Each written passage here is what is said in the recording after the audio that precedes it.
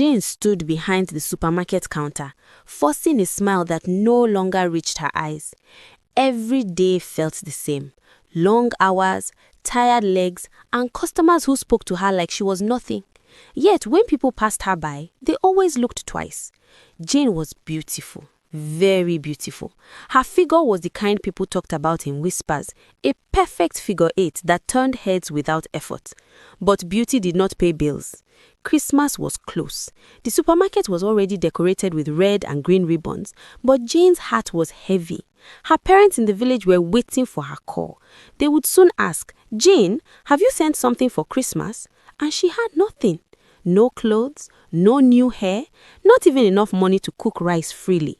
Her salary barely survived her transport and food. That night after work, she lay on her small bed scrolling through Instagram. Videos flooded her screen. I started with nothing, now I'm ending with iPhone 17 Pro Max. Another video, another success story. Jane laughed bitterly. "My life is worse," she whispered. "I don't even have an iPhone. I only collect insults every day." She remembered the way customers shouted at her, calling her useless for mistakes she didn't make. Her friends always said, "Jane, look at your body. Use it. God has already blessed you." She closed her phone, her chest tight with frustration. Outside, Christmas lights blinked happily. Inside Jane's heart, something dangerous was beginning to grow, and she didn't know yet that this hunger for escape would soon answer her in the worst way possible. The next day at the supermarket was busier than usual. Christmas shoppers filled the aisles, pushing carts and shouting orders. Jane walked silently, arranging goods and attending to customers who barely looked at her face. Then she noticed him. He was different. A tall man in white agbada, gold wristwatch shining under the lights. His shoes looked expensive and his perfume filled the air around him. People greeted him with respect. "Alhaji," they said softly. Jane helped him pick some items. As she spoke, she felt his eyes on her. Not rude, but deep, studying. "You are very hardworking," he said calmly, "and very beautiful."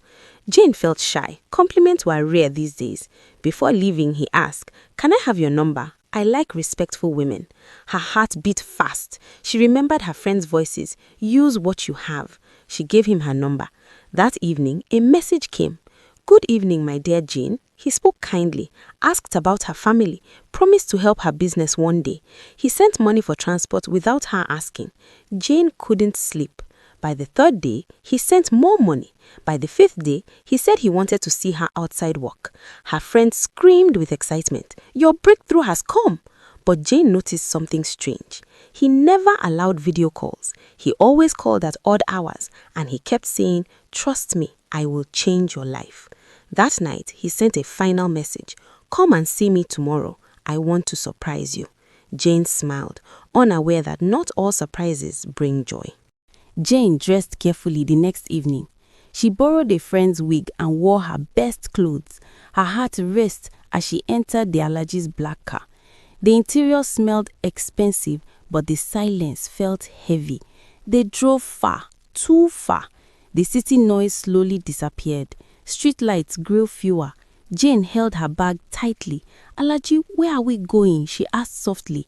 He smiled. "My place. Relax." When they arrived, the house was large but dark. No neighbors, no laughter, just silence. Inside, the air felt cold. Jane noticed strange things: red marks on the wall, covered mirrors, a small room that was locked tightly. Her heart began to pound. "Sir," she said nervously, "I need to go home early." His face changed. "You said you wanted a better life," he said slowly. "Don't be afraid." Fear grabbed her throat. Suddenly, she heard a sound like someone crying. Jane stepped back. "What is that?" she asked. The Alhaji moved closer. "Everything has a price," he whispered. Her body shook. Her mind screamed danger. She remembered her mother's prayers, her father's words about patience, all the warnings she ignored.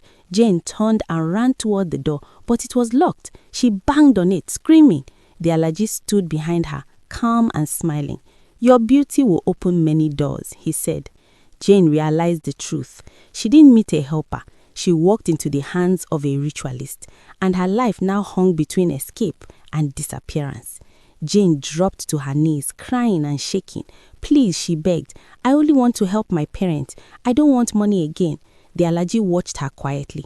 Suddenly, his phone rang. He stepped away to answer it. Jane's eyes searched the room desperately.